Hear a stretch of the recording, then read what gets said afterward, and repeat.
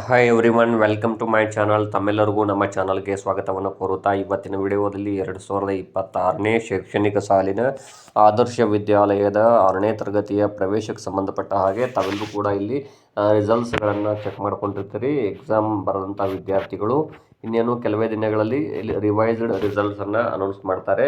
ಇವತ್ತಿನಿಂದ ಒಂದೆರಡು ಮೂರು ದಿನ ಒಳಗಾಗಿ ಬರುವಂಥ ಸಾಧ್ಯತೆ ಇರುತ್ತದೆ ರಿಸಲ್ಟ್ಸು. ಇಲ್ಲಿ ಬಹಳಷ್ಟು ಪೋಷಕರು ನನಗೆ ಕೇಳ್ತಾ ಇದ್ರಿ, ಇಲ್ಲಿ ಆದರ್ಶ ವಿದ್ಯಾಲಯದ ಸಿಲೆಬಸ್ ಯಾವುದಿದೆ, ಸ್ಟೇಟ್ ಸಿಲೆಬಸ್ ಇದ್ದೇನೆ ಅಥವಾ ಇಲ್ಲಿ CBSE ಇದೇನೆ ಅಂತ ಕೇಳ್ತಾ ಇದ್ರಿ.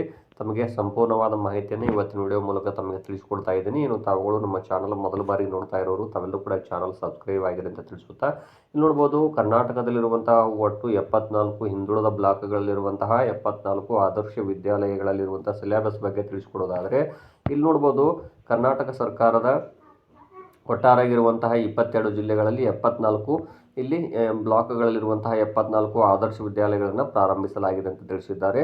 ಎಲ್ಲ 74 ಶಾಲೆಗಳು ಪೂರ್ಣ ಪ್ರಮಾಣದ ಪೀಠೋಪಕರಣಗಳೊಂದಿಗೆ ಇಲ್ಲಿ ಎಲ್ಲ ಸ್ವಂತ ಕಟ್ಟಡಗಳನ್ನು ಹೊಂದಿದೆ ಅಂತ ತಿಳಿಸಿದ್ದಾರೆ. ಆದರೆ ಇಲ್ಲಿ ಆದರ್ಶ ವಿದ್ಯಾಲಯಗಳಲ್ಲಿ 2017-18ನೇ ಸಾಲಿನಿಂದ 6ನೇ ತರಗತಿಯಿಂದ NCERT ಪಠ್ಯಕ್ರಮ ಅಥವಾ CBSE ಅಂತ ಏನು ಹೇಳ್ತೀವಿ ಆ ಕ್ರಮವನ್ನು ಇಲ್ಲಿ ಪಠ್ಯಕ್ರಮವನ್ನು ಅನುಸರಿಸಲಾಗ್ತಾ ಇದೆ.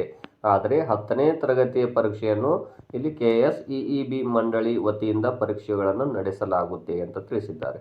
ಅಂದರೆ ಇದು ಎಕ್ಸಾಮ್ ಮಾತ್ರ ಸ್ಟೇಟ್ಲಿಂದ ನಡೆಸ್ತಾರೆ, ಬಟ್ ಸಿಲೆಬಸ್ ಏನಿದೆಯಲ್ಲ ಅದರಲ್ಲಿ ಯಾವ್ಯಾವ CBSE ಇದೆ, ಸ್ಟೇಟ್ ಇದೆ ಅಂತ ತಮಗೆ ತಿಳಿಸ್ಕೊಡ್ತೀನಿ. ಇಲ್ಲಿ ನೋಡ್ಬೋದು ಪ್ರಥಮ ಭಾಷೆ ಏನಂತೀವಲ್ಲ ಅದು ಇಂಗ್ಲೀಷ್ ಇರುತ್ತೆ, ಅದು NCERT ಸಿಲೆಬಸ್ ಇರುತ್ತದೆ. ಇನ್ನು ದ್ವಿತೀಯ ಭಾಷೆ ಕನ್ನಡ ಇರುತ್ತೆ, ಅದು ಸ್ಟೇಟ್ ಸಿಲೆಬಸ್ ಇರುತ್ತದೆ. ಇನ್ನು ನೆಕ್ಸ್ಟು ತೃತೀಯ ಭಾಷೆ ಹಿಂದಿ NCERT ಸಿಲೆಬಸ್ ಇರುತ್ತದೆ. ಅದೇ ರೀತಿಯಾಗಿ ಗಣಿತ NCERT ಸಿಲೆಬಸ್, ವಿಜ್ಞಾನ ಕೂಡ ಅದು NCERT ಅವ್ರದ್ದಿರುತ್ತೆ. ಇನ್ನು ಸಮಾಜ ವಿಜ್ಞಾನ ಸ್ಟೇಟ್ ಲೆವೆಲ್ ಸಿಲೆಬಸ್ ಇರುತ್ತದೆ. ಈ ರೀತಿ ಈ ಸಿಲೆಬಸ್ಸನ್ನು ಅವರು ಅಳವಡಿಸಿಕೊಂಡಿರ್ತಾರೆ. ಇದೆಲ್ಲವೂ ಕೂಡ CBSE ಸಿಲೆಬಸ್ಗೆ ಸಂಬಂಧಪಟ್ಟ ಹಾಗೆ ಇಲ್ಲಿ ಪ್ರಥಮ ಭಾಷೆ ಆಗಿರ್ಬೋದು, ತೃತೀಯ ಭಾಷೆ, ಗಣಿತ ಮತ್ತು ವಿಜ್ಞಾನ ಇವೆಲ್ಲವೂ ಕೂಡ NCERT ಅವರ CBSE ಸಿಲೆಬಸ್ ಇರುತ್ತೆ. ಇನ್ನು ದ್ವಿತೀಯ ಭಾಷೆ ಕನ್ನಡ ಆಗಿರ್ಬೋದು, ಅದರೊಂದಿಗೆ ಸಮಾಜ ವಿಜ್ಞಾನ ಇವು ಮಾತ್ರ ಸ್ಟೇಟ್ ಸಿಲೆಬಸ್ ಇರುತ್ತದೆ ಅಂತ ತಮಗೆ ಇವತ್ತಿನ ಈ ವಿಡಿಯೋ ಮೂಲಕ ಈ ಮಾಹಿತಿಯನ್ನು ತಿಳಿಸ್ತಾ ಇದ್ದೀನಿ.